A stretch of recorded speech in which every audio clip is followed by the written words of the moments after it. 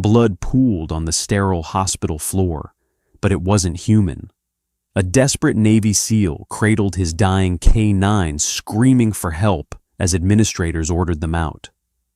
One nurse crossed the line to save a hero, costing her everything, until the United States military decided to return the favor. The fluorescent lights of Coastal General Hospital flickered with an irritating hum, casting a pale, sickly glow over the emergency room. Abigail Harrison adjusted her scrubs, her eyes scanning the telemetry monitors at the Central Nurses Station. As the charge nurse of the busiest trauma center in downtown San Diego, Abigail was no stranger to the gruesome and the tragic.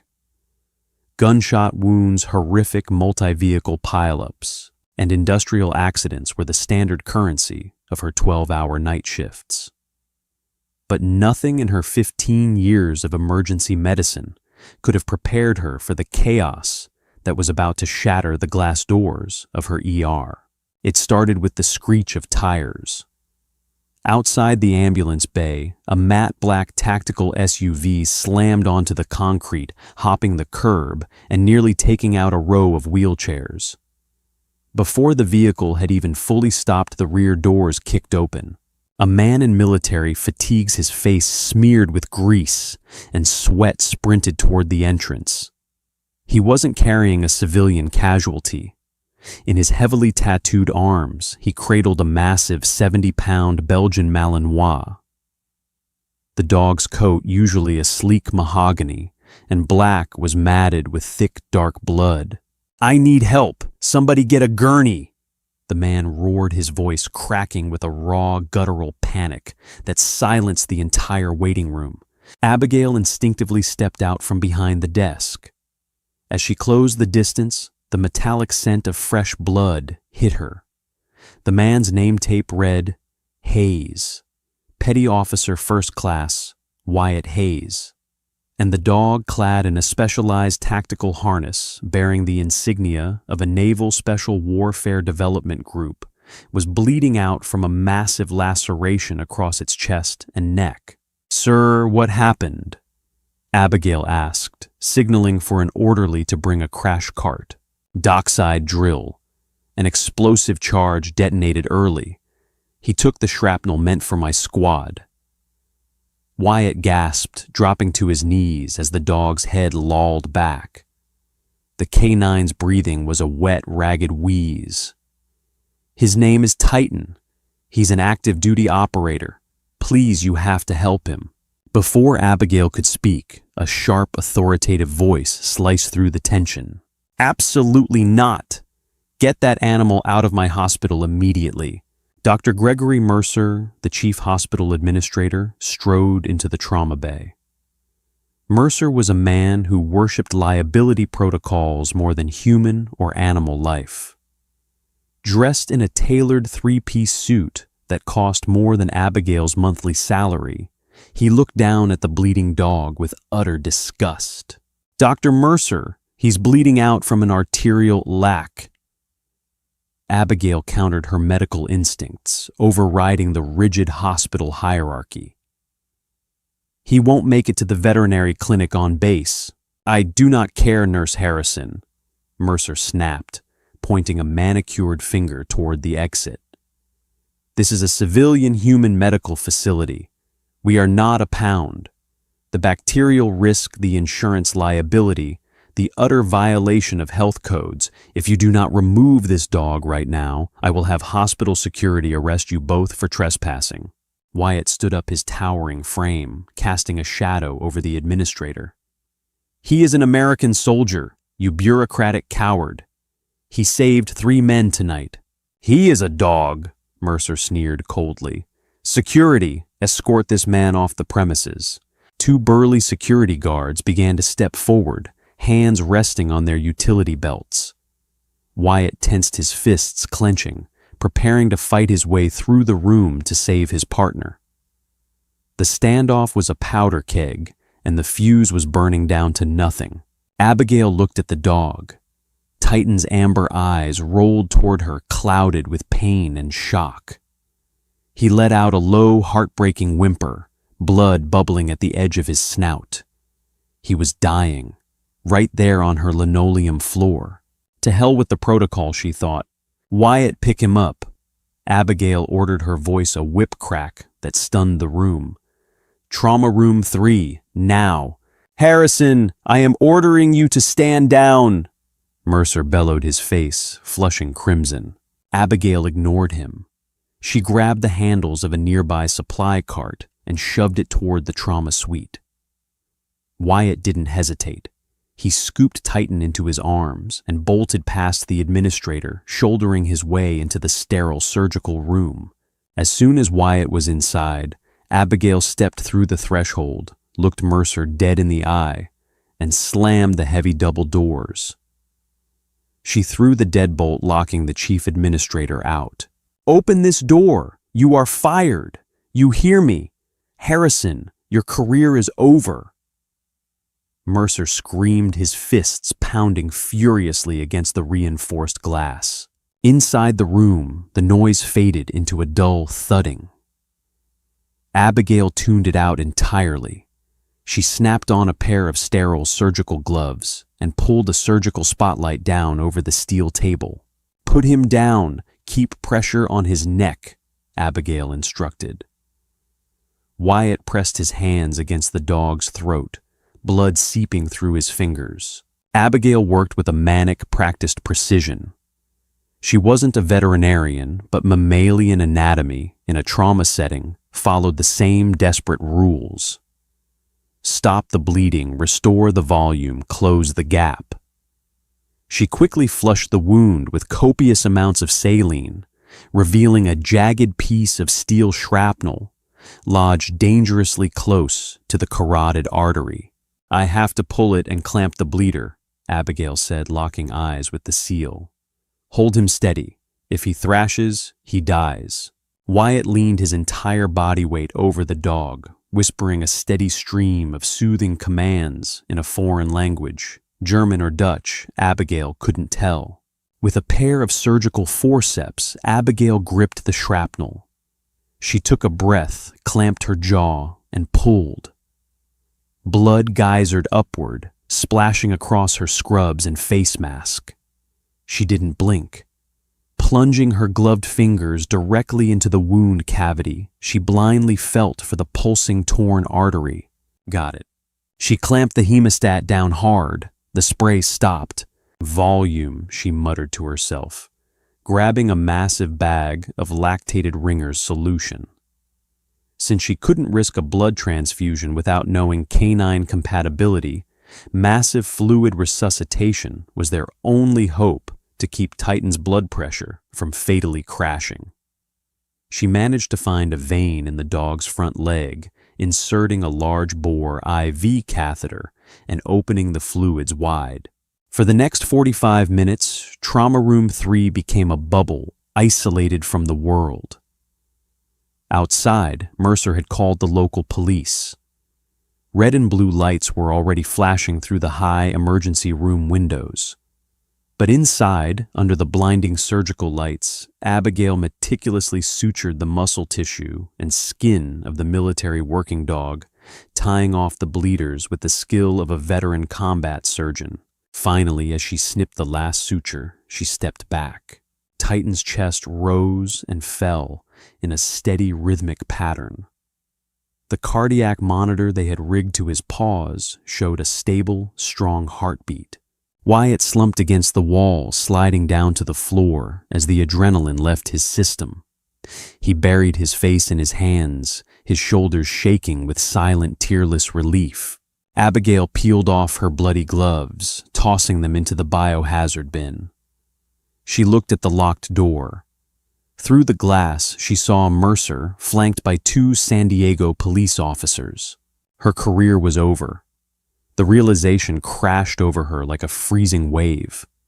She had broken federal health codes, violated hospital policy, and locked out the chief administrator. She was going to lose her pension, her job, and likely her nursing license. Wyatt stood up. He unvelcroed a black and gold trident patch from his shoulder sleeve.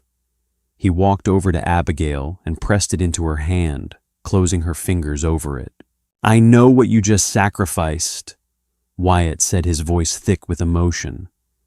"You saved a brother today. We don't forget. Ever." Abigail offered a sad, exhausted smile. "Take care of him, Wyatt." She turned around, unlocked the deadbolt, and pushed the doors open to face the firing squad. The moment the seal of Trauma Room 3 was broken, Dr. Gregory Mercer lunged forward, flanked by the two police officers. His face was a mask of unadulterated venom. "Arrest her! Arrest this lunatic!" Mercer shrieked, pointing a trembling finger at Abigail's blood-soaked scrubs. "Officers, nobody is getting arrested," a booming voice interrupted. Down the hallway, a team of 6 heavily armed military police officers, accompanied by a naval veterinarian in field scrubs, marched into the ER. The sheer presence of the Federal Tactical Unit caused the local cops to step back. The military vet brushed past Mercer without a word, entering the trauma room. He quickly assessed Titan's sutured neck, checked the IV lines, and let out a low whistle. He looked back at Abigail, nodding with professional respect. "Clean work. You saved his life. We've got him from here." The MPs loaded the massive Malinois onto a specialized military transport gurney. Wyatt walked alongside the dog, shooting one final lingering look at Abigail before disappearing out the sliding doors. With the military gone, Mercer regained his tyrannical composure. The local police declined to arrest Abigail, citing a lack of criminal intent, but they couldn't protect her from the administrative slaughter that followed. "My office, now!" Mercer hissed. 10 minutes later, Abigail sat in the cold leather chair of the chief administrator's suite. Her union representative, whom she had frantically tried to page, had been barred from the building by Mercer's direct orders. "You have single-handedly exposed this hospital to millions of dollars in liability." Mercer paced behind his mahogany desk. "You brought an unvetted, potentially diseased animal into a sterile human trauma bay. You locked out superior staff. You misappropriated thousands of dollars in medical supplies. I saved the life of a bomb-sniffing dog who took shrapnel for American soldiers," Abigail said quietly, her exhaustion replacing her fear. "I'd do it again." "Of course you would," Mercer sneered, stopping to look at her with utter contempt. "Because you are unstable. You are dangerous. And as of this exact second, you are terminated with cause." He slid a pink sheet of paper across the desk. A formal notice of termination. "But I'm not stopping there, Harrison," Mercer continued, leaning in close. "I am submitting a formal report to the State Nursing Board. I am flagging you for severe psychological instability and professional endangerment. Your license will be suspended by morning. You will never practice medicine in the state of California or anywhere else in this country ever again." Abigail felt the air leave her lungs. Firing her was one thing. Revoking her license, destroying her entire life's work, was an execution. "You can't do that. You know I'm not unstable," she whispered. "I can do whatever I want." Mercer smiled, a thin, cruel line. "Security will escort you to your locker. You have 5 minutes to vacate the premises before I have you arrested for criminal trespassing." The walk of shame was agonizing. 2 security guards flanked Abigail as she emptied her locker. She packed 15 years of memories thank you cards from patients, her customized stethoscope, a framed photo of her late father, into a single cardboard box. Whispers echoed through the hallways as she was marched toward the exit. The staff she had mentored and worked alongside for over a decade looked away, terrified of catching Mercer's wrath. When the hospital's glass doors slid shut behind her, the heavy California rain had begun to fall. Abigail stood in the wet parking lot, holding her cardboard box completely hollowed out. By the next morning, the nightmare escalated. Abigail woke up on her small living room couch to the sound of her phone exploding with notifications. She groggily turned on the local news. Mercer had not wasted time. Fearing that the military angle might paint the hospital in a bad light, he had proactively hired a crisis PR firm. The headline on the morning broadcast read, "Local nurse fired after psychotic break brings stray dog into ER." A perfectly groomed news anchor read the statement issued by Coastal General Hospital. Last night, an unstable employee forcefully barricaded herself in a sterile trauma suite with a violent animal compromising the safety of dozens of human patients. The hospital took immediate decisive action to terminate the employee and protect our community. Abigail dropped her phone. The narrative was completely spun. There was no mention of the Navy SEALs, no mention of the heroism, no mention of Titan. Just a crazy nurse and a stray dog. Her phone rang. It was her landlord. "Abigail, I saw the news. My phone has been ringing off the hook from reporters. I can't have this kind of circus at my property. You're on a month-to-month lease. I need you out by the end of the week." Within 24 hours, Abigail had lost her job, her medical license, her reputation, and now her home. She sat on the floor of her apartment, pulling her knees to her chest, and finally allowed herself to cry. The system had crushed her without breaking a sweat. Dr. Mercer had won, or so he thought. 30 miles away, across the Coronado Bridge, the sun was rising over the heavily fortified Naval Amphibious Base. Deep inside a restricted briefing room, Lieutenant Commander Mitchell Brody stood at the head of a tactical table. Brody was a man carved from granite, a 20-year veteran of naval special warfare. Sitting at the table was Wyatt Hayes, his arm wrapped in a fresh bandage, his eyes burning with exhaustion and anger. "Titan's going to make it," Commander Wyatt reported, his voice tight. "The base surgeon said if that nurse hadn't clamped the artery when she did, he would have been dead before the transport arrived." Brody nodded slowly, tapping a pen against the classified mission file. "Good. Titan's a good operator. Have you sent flowers to the hospital staff to thank the nurse?" Wyatt's jaw tightened. He pulled out a crumpled printout of the morning news article and slid it across the table. "They fired her, sir," Wyatt said, his voice dropping to a dangerous icy register.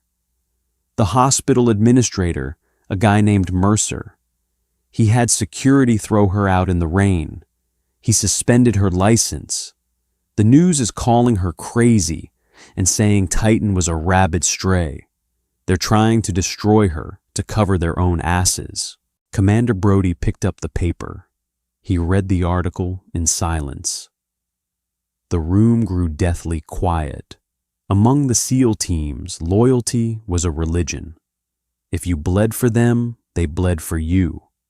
A civilian had risked her entire livelihood to save one of their own, and a bureaucratic suit in a glass tower was attempting to bury her for it. Brody slowly lowered the paper. He looked at Wyatt and then at the 4 other heavily armed operators sitting around the table. "Gentlemen," Commander Brody said, a terrifying calmness in his voice. "It appears Coastal General Hospital has a severe misunderstanding of who exactly they are dealing with." Brody picked up a secure red phone from the center of the table. "Get me the Judge Advocate General and fuel up the transport trucks. We are going to pay Dr. Mercer a visit." The midday sun was baking the asphalt of the Coastal General Hospital parking lot when the rhythmic, heavy thumping of helicopter rotors shattered the suburban quiet. Dr. Gregory Mercer was standing at his panoramic office window, sipping an espresso and admiring the pristine view of the coastline, thoroughly satisfied with his damage control. the troublesome nurse, was gone. The hospital board of directors had praised his swift action in terminating her. The local media was completely eating out of the palm of his hand, broadcasting his meticulously crafted narrative. His smug reflection in the reinforced glass was suddenly interrupted by a massive olive-drab shadow. A Sikorsky UH-60. Black Hawk helicopter descended with aggressive speed, its powerful downdraft whipping the manicured palm trees into a violent frenzy.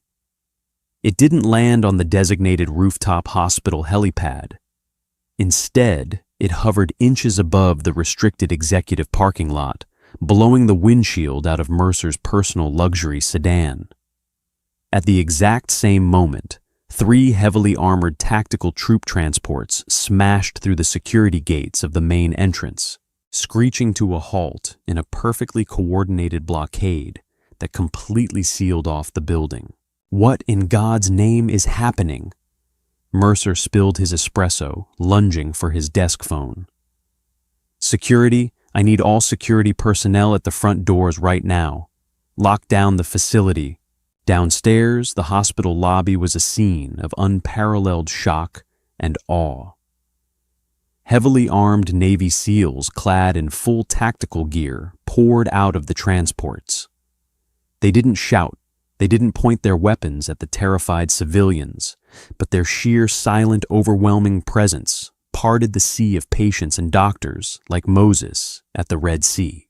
Lieutenant Commander Mitchell Brody led the wedge formation, his boots striking the polished hospital tiles with deliberate, terrifying, heavy thuds. Flanking him was Wyatt Hayes, completely out of his combat fatigues and dressed in sharp pressed service dress blues, a stark visual contrast that signaled this was official federal business. 2 hospital security guards, the very same men who had unceremoniously escorted Abigail out into the rain the night before, stepped forward, their hands nervously hovering near their radios. "Hold it right there," the head guard stammered, stepping into Brody's path, his voice trembling. "You cannot just barge in here. This is private property. You need to leave." Brody didn't even break stride. He handed the terrified guard a thick embossed folder bearing the golden seal of the United States Department of Defense. "Federal jurisdiction, son. Step aside immediately or be formally charged with obstructing a military investigation."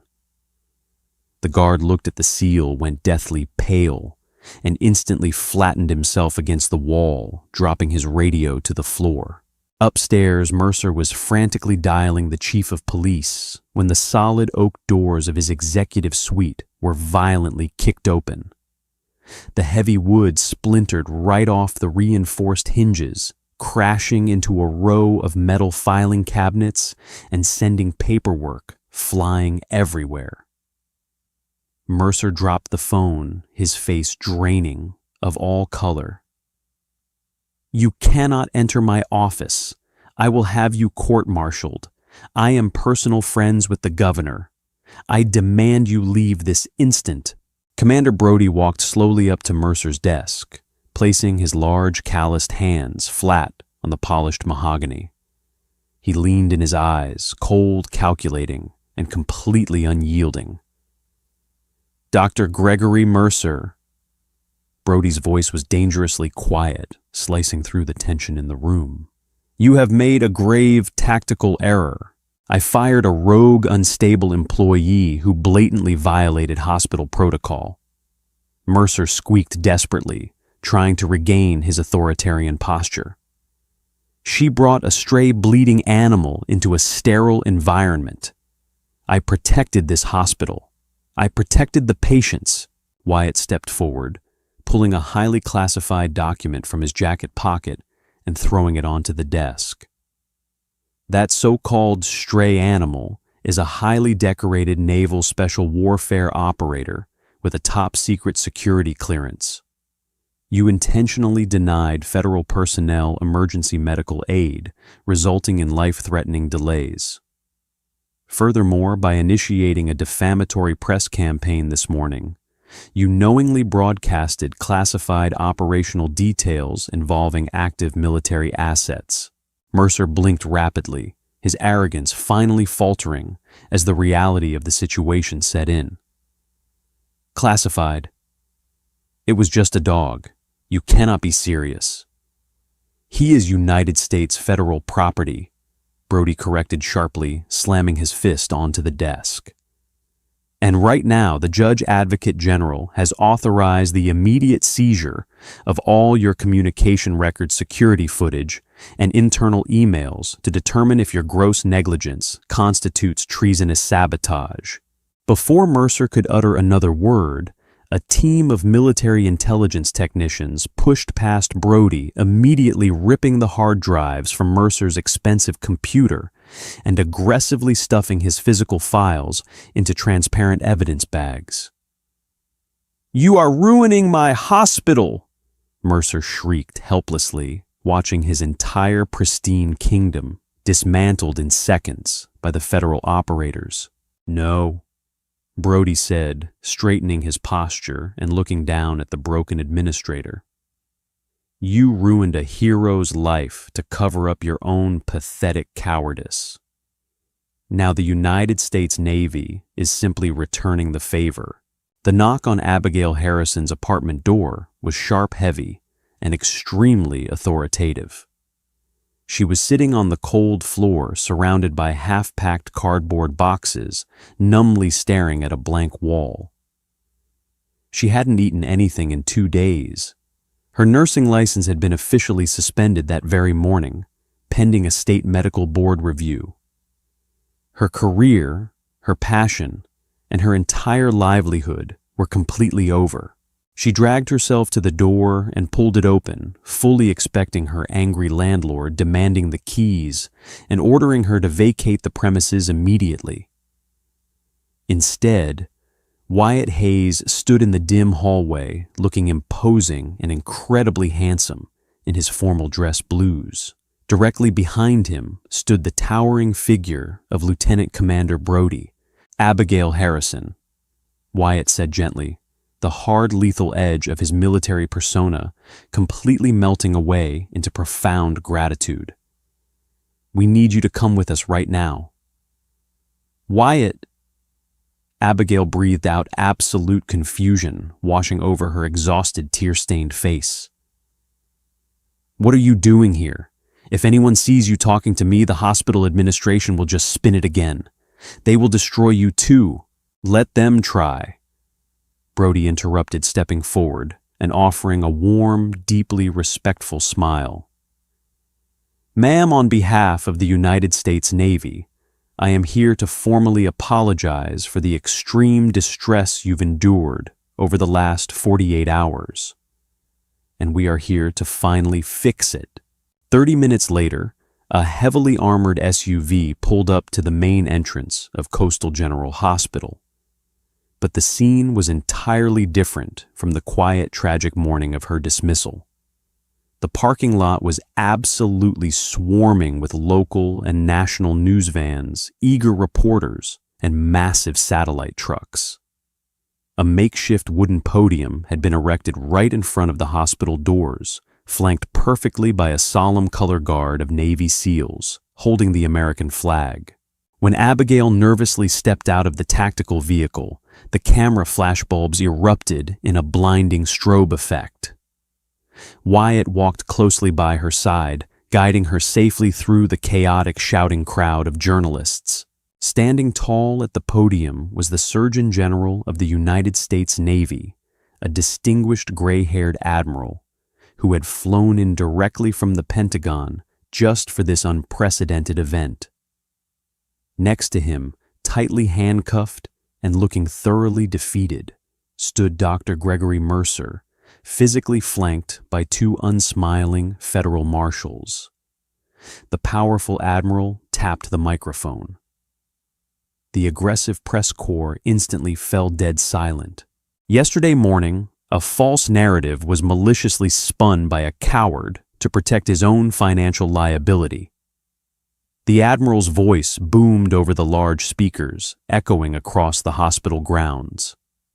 He publicly claimed a deranged nurse endangered this medical facility by bringing in a violent stray dog. That was an absolute unforgivable lie.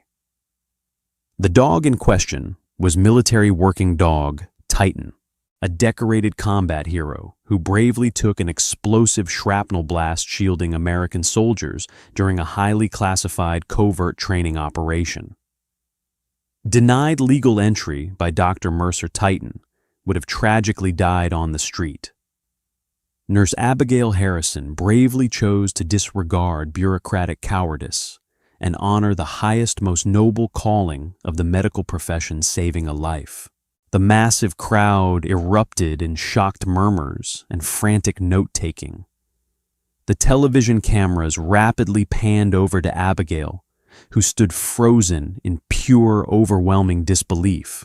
This morning, the Admiral continued, his voice echoing with absolute authority. The Department of Defense formally intervened.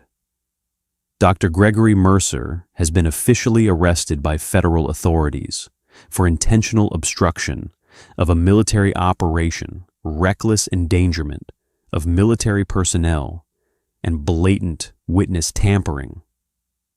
His tenure as Chief Hospital Administrator is permanently, irrevocably terminated. The crowd watched in stunned, breathless silence as a completely humiliated Mercer was aggressively led away to a waiting federal vehicle, his face buried deeply in his chest, his expensive designer suit heavily wrinkled and entirely ruined. Furthermore, the Admiral turned his gaze toward Abigail, smiling warmly for the first time.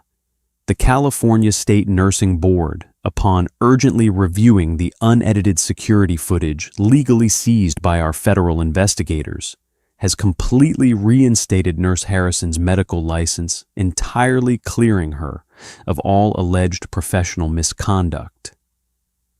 Tears finally broke through Abigail's tired eyes. Wyatt gently handed her a clean handkerchief, smiling down at her. "But we aren't completely done yet," the Admiral said, stepping aside as a familiar, beautiful silhouette happily emerged from the hospital sliding doors. Led gently by his military handler, MWD Titan proudly walked out into the California sunshine. He moved a bit slowly, a thick, pristine white medical bandage wrapped securely around his muscular neck, but his head was held incredibly high. As soon as his bright amber eyes locked onto Abigail in the crowd, his heavy tail began to thump wildly against the concrete pavement. He forcefully pulled against his tactical leash, trotting directly over to her and aggressively pressing his massive, warm head directly against her hip. Abigail immediately dropped to her knees right there on the pavement, burying her face deeply into the dog's soft neck, sobbing freely and happily. The television cameras beautifully captured every single second of the reunion, a raw, undeniable, deeply moving testament to the incredible bond forcefully forged in the bloody chaos of Trauma Room 3.